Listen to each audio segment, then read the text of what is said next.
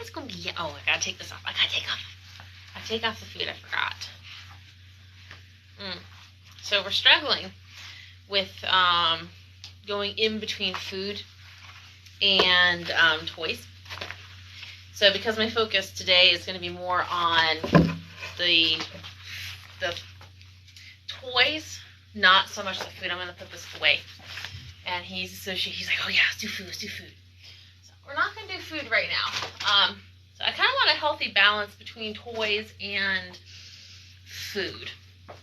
And so I thought what I would do is I'd sit down for a little bit, and I actually need to go to the store and get more toys. Need to get more puppy toys. That's actually what I need to do. And I do realize I'm wearing the same hoodie as it is the last live, but it is a different hoodie. No, it is the same hoodie. I'm not gaslighting you. It's different. It's the same hoodie. I don't know what's wrong with my brain. I'm really tired. It's been a long few days. But I have washed it. It is clean. So we are good. Anyway, maybe it is a different hoodie. I don't remember. So,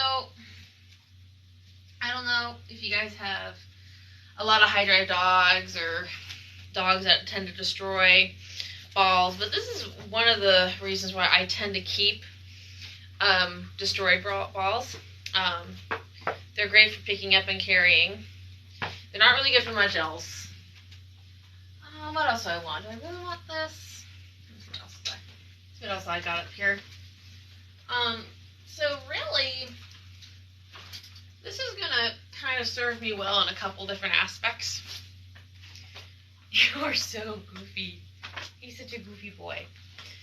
I might actually push this farther so you guys can see kind of more.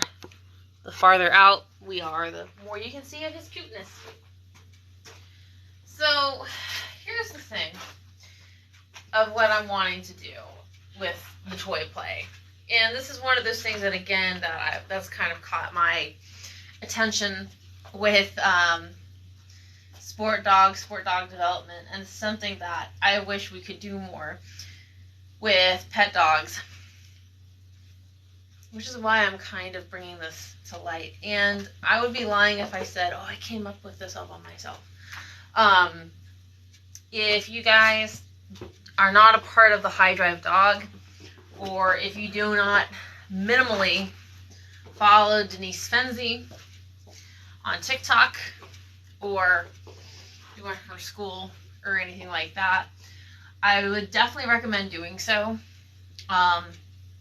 Because being able to join the High Drive Dog has really helped me be able to see different things that are going to help me and my dogs, and me and my clients' dogs, which is basically what education is all about. It's all about, developing more tools for my toolbox.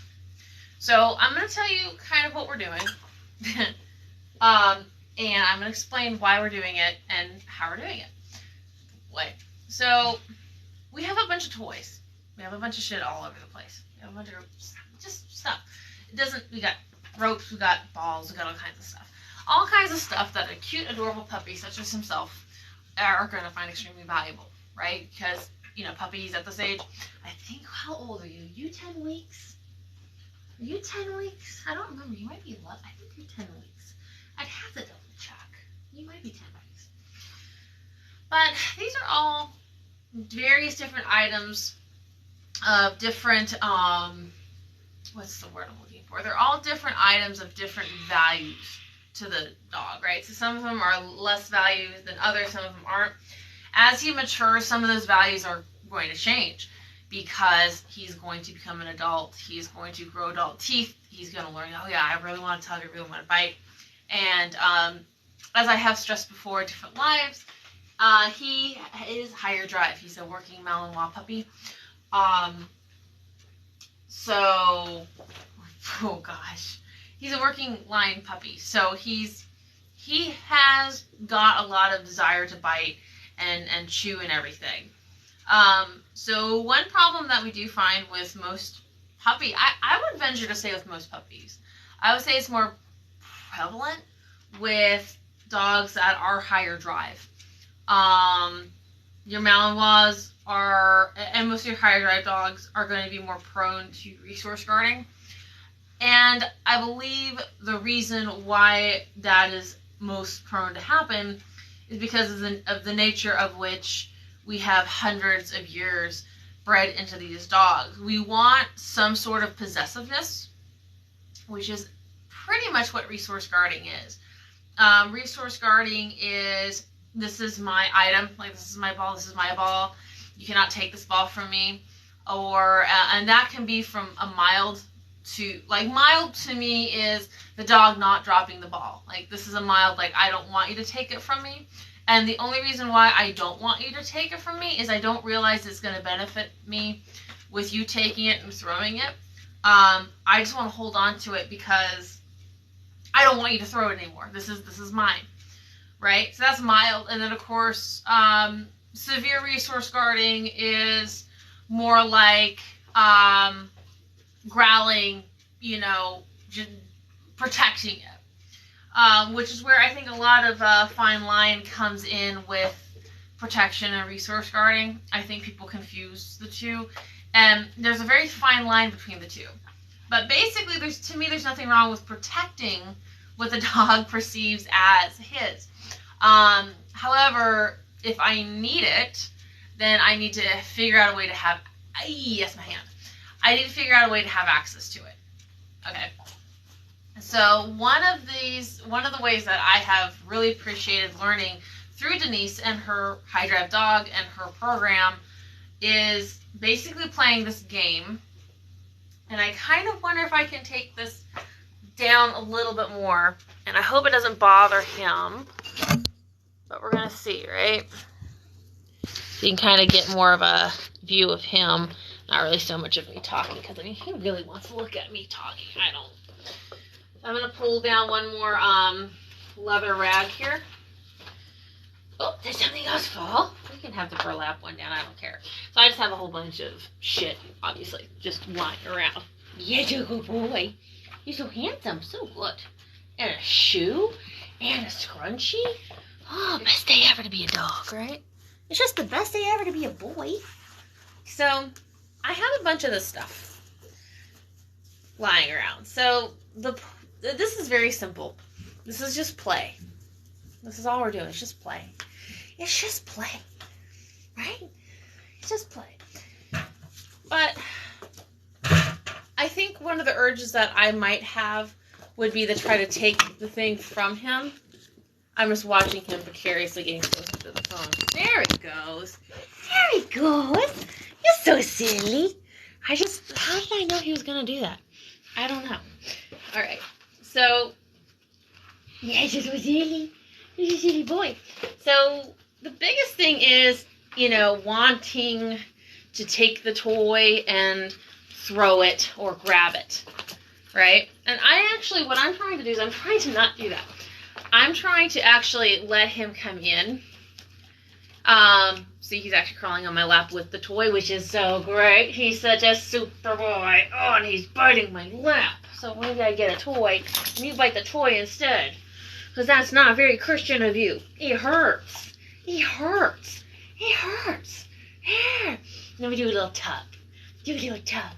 Do a little tug. Do a little tug. So he keeps the toy, but my interest isn't in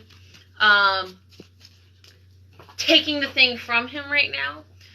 The interest that I have is actually him coming into my space, and I get to rub on him, and I get to tell him what a good boy he is. And this is kind of simple, right? This is like, okay, well, how does this prevent resource guarding, or how does it help kind of go through that if they go through that transition? Because I'm not taking from him. He's not expecting me to take something away. He's engaging with me with the toy, which is what I want. Now, in the beginning, this was very difficult because, again, you know, doesn't matter to breed. Most puppies are going to be coming from a litter of multiple puppies. So they've learned the game of keep away pretty early. So I would venture to say that some resource guarding is actually very natural behavior because they're taking the thing and they're running away from it because they don't want their siblings to take it, right? It's that simple. So with a dog, what we want to do is we want to say, hey, like, we're a little different. Like, you can actually trust me. And basically, if you boil it down, resource guarding is really a lack of trust. The dog doesn't know that he can trust you enough to take the thing from him. And he's got a lot of big feelings about the thing that you're taking away. Like, that's his stuff.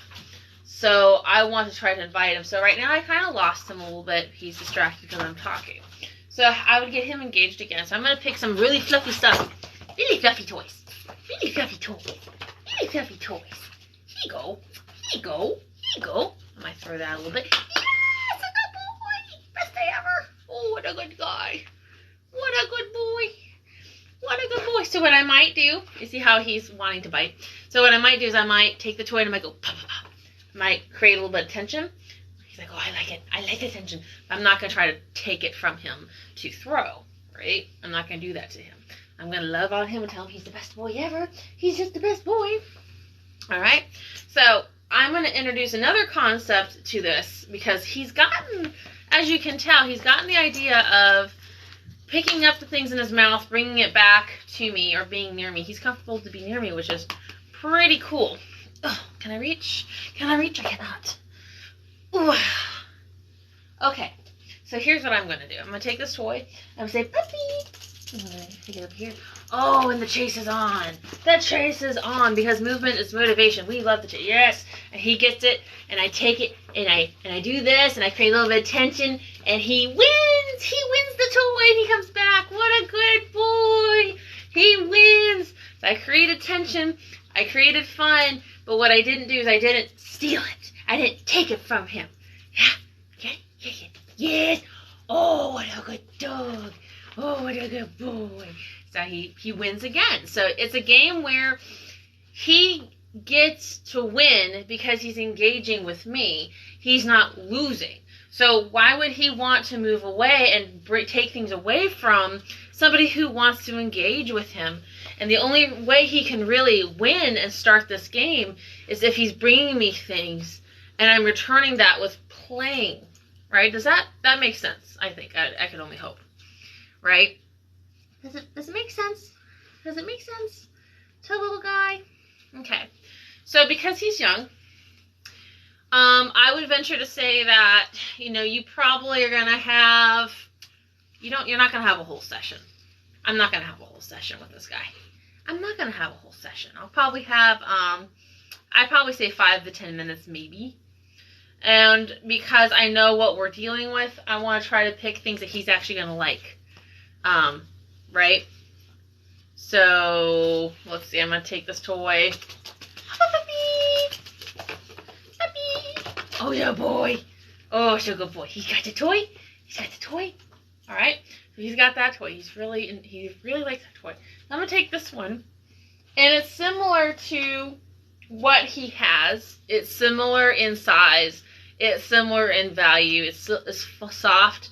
And I know a lot of people with working puppies, they want, the leather rag.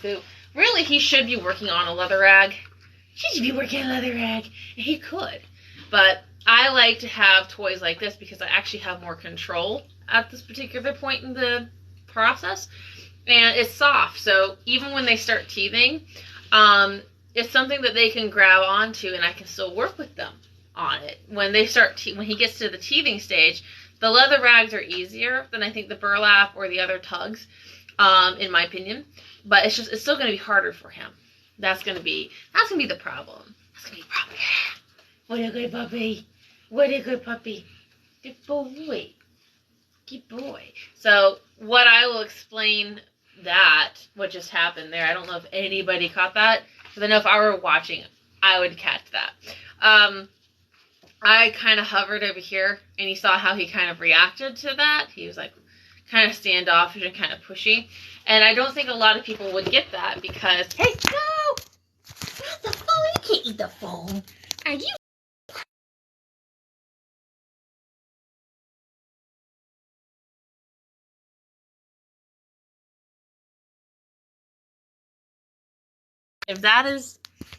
That's great. What did you do? I'm going to have to watch back to see what you did exactly. That was kind of crazy. Did you pause it? People listen to stuff on Facebook? That's crazy. He's very intrigued with the jar that's holding the phone up. He's very intrigued. No, you can't have it. You can't have the jar. You can't have it. Here. So anyway, so what that's telling me is I'm losing my puppy a little bit. So I get maybe a couple tries to show what it is I'm actually working on.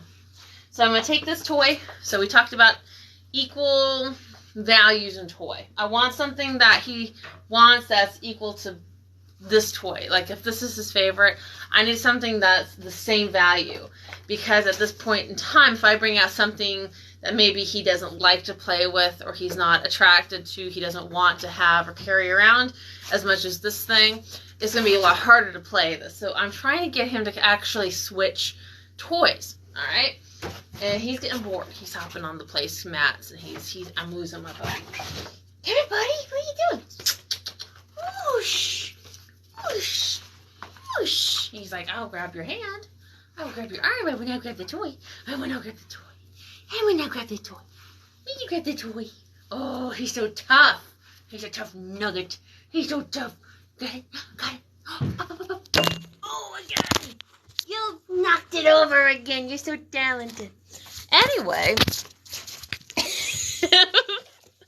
if anybody has a great recommendation for a phone stand, I will happily hear it. You will happily hear it because you're crazy. He's like, I want that jar. I can't imagine what's in that jar that you'd want, because there's nothing's been in that jar besides water.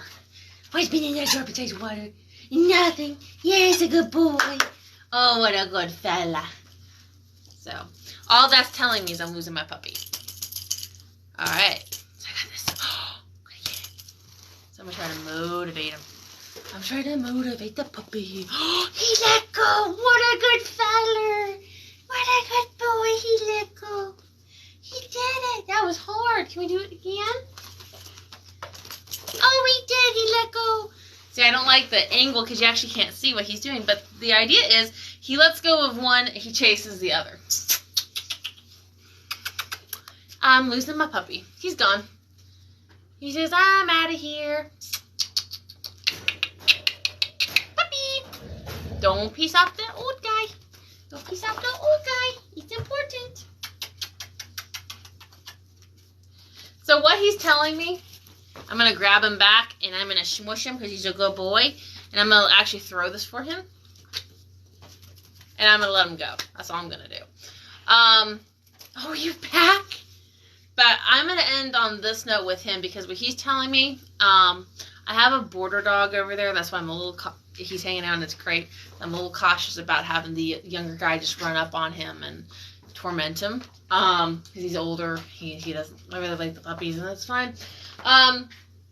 But what he's telling me with the running around and everything is he's telling me he's kind of getting bored.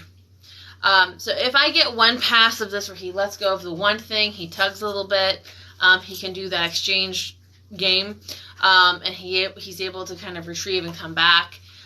What I'm going to start doing with the retrieve, I guess we call it retrieve. I'm just calling it like a toy game. Like he grabs it, he bites, and then I kind of do this thing, and, we make it a game. What I might start doing is I might start adding some distance. I might, after he drops one, I might toss it a little bit, let him chase it. He's going to come back, and then we can kind of do the same thing a couple times. So he's going to start learning, inadvertently, he's going to start learning how to actually do fetch. He's going to learn retrieve. He's going to learn, well, if she throws that thing and I go chase that thing, because I like movement, I like chasing things, that makes me feel very cool about myself when I do that, I'm going to bite it and I'm going to bring it back, and then I restart the game by doing that all over again. Like, how cool is that, right? So that's what I'm going to start teaching him. So he's going to learn how to do stuff before he really gets to the point where he has to learn how to do that.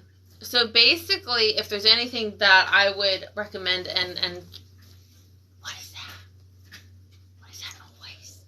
You are getting handsome. You're getting handsome, you know that? Is that Bones in there? You guys see what Bones is doing? Basically, the key takeaway is not to take something from the puppy and grab it from the mouth, but rather it's going to be more so handling the puppy and actually kind of playing with the puppy directly.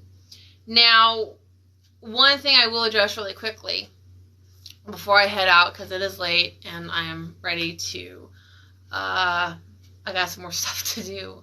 Got a long night ahead of me, actually.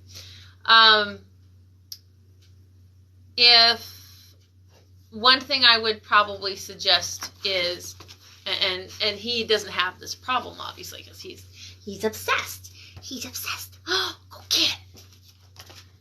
He is obsessed. So one thing that I would, actually he's doing it right now, but you can't see it. So I threw the toy, and he took it, and he ran. All right. At this point in the game, what do? You don't do anything. I'm not going to chase him down. I'm not going to reprimand him for taking the toy and running. Why? What's the point? I'm not really asking for him to bring it back. I'd love it to be his idea. So basically, if he's picking something up and bringing it to me, he's choosing to be with me, and he's choosing to have something that he values around me. At this point, I want to reinforce that with interaction with him. If he's opting out, number one, I know he's done. We've been doing this for a few minutes now. I know he's tired. I know he's ready to go ahead and check out and go potty and get fed and probably go to sleep. That's his routine. But the more that you chase your puppy around with something, the more that you create that stress of you taking things away from them, the problem that you're going to have is they're going to anticipate that you are. And that's where a lot of that resource guarding is going to start kicking in, because they have anticipated that. They are going to anticipate that. So if you have a puppy that, even if they step away from you and they go over there and they sit down with their toy and they chew it, that's fine. That is totally fine. If they do that, just, I wouldn't you can try to engage them, you can try to call them over, but I really wouldn't worry too much about that, and because they will come back. They want your attention. They want the attention. They want the engagement. They want that. So I try to pick moments where they're actually opting in to pick me. What are you doing? He's got a rag that he found. Oh, so he didn't bring me back the toy, but he brought a rag. He brought a rag. He brought a rag. Oh my goodness. Oh my goodness. So I'm going to play with him with that. All right. So he brought me something back. That was so cool. That was so long. That was so long. That was rough. That was rough. That was so rough. Here, if we do this. Well, if we do this, we're like a real bite dog. Oh, you're like a real bite dog. Good boy. Good job. Good job, buddy. So I'm going to end on that, because that's actually really super cool. That he left the dog toy. I'm going to go find it. I don't know where the hell he got this, but he's like, look, I brought something back. Isn't that so cool? And now he's going to bite off my arm.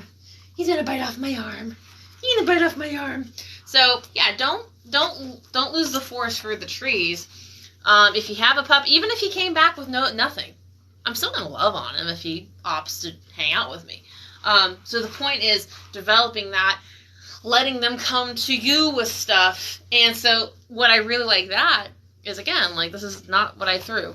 And I don't even know where the other dog toy is, but he brought me back something. That is so cool. I really, I didn't really, in essence, I haven't really taught him that. Okay, what I have taught him is, if you want to engage with me, you can bring me things, and I play with those things with you. I'm not going to try to take things from you. So I would much rather have a dog that wants to bring me things versus they feel the need to control and they want to hide things. So that's the relationship that I'm trying to develop with him. And so far, so good. Now, with that last note, I guess. I will say that there are some puppies and there are some dogs. They've had a lot of life lessons. They've had a lot of things that have taught them they cannot do that with people. It's harder to teach this with adults than it is with puppies. Puppies are relatively easy. And, puppies, again, you can sit here with a puppy. It's not impossible to teach adults. It's just harder. In my opinion. Maybe somebody will disagree with me, probably so. And don't forget, too, that there are going to be some puppies that are going to be more prone. It could be a genetic thing. It could be more of them, wherever they were in their pack order in their litter. Hey, buddy. Go get it. What are you doing? That's crazy. Good job. Good job. You like that? Is that a good boy? Yeah, it's a good boy. I'm not taking it from him. I'm playing with him while he's playing with that. Yeah, you get it, mister. So, the results are going to vary, but I would definitely encourage patience and, don't chase your puppy down. Don't try to corner them. If you're worried about them having too much space, do it in a space where they don't have a lot of space. You can, in this particular game, which is why I love about it, it's really simple. You can do this pretty much in any room in your house, like your bathroom or your kitchen or a place that you can kind of close off, so they actually don't have a lot of access. In his case, I don't have a lot of choice of where he's playing, but because he could opt out and he could go pretty much anywhere. There's a bedroom down here, there's a bathroom, there's a couch over there. He could pretty much opt out and do anything, but he's figuring out that this is where he wants to be. Right? You want to be with your toys, you want to hang out with me. And that's what we're looking for. That's what we want, right, buddy? I actually have a ball in here. Look at this. Look at that. Let's go. Go get it. Yeah. That is cool, huh? Good job. You came back with the ball. With the ball. With the ball. What a good feller. So I think that's going to wrap it up for us. I guess I need to boot you off so I can read to see if we have any questions or anything. Because I had the reminder. I did a live a couple days ago. And I was told I really didn't do that. Which I just don't feel like I've got enough people watching to really notice if there are any questions or anything.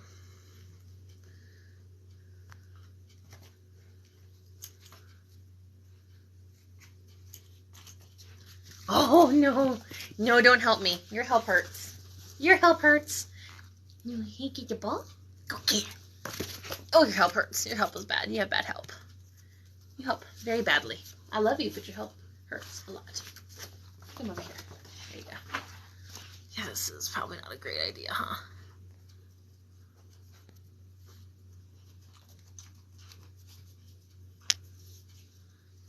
Well, I appreciate you guys.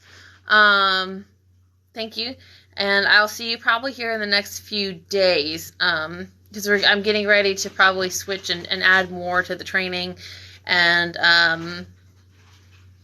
we will see. But simple stuff. Puppy stuff.